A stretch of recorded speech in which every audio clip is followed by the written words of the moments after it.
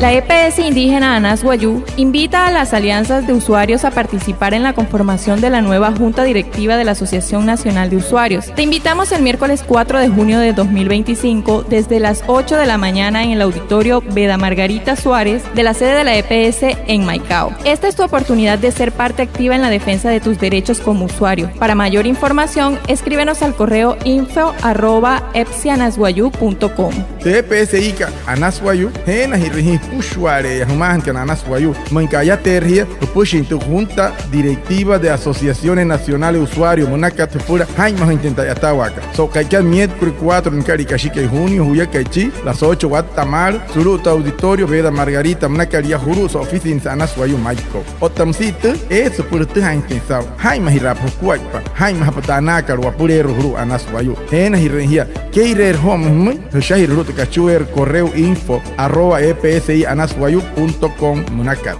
Y acá no te voy a caer, a Chahira Shuacuaipa, Purana.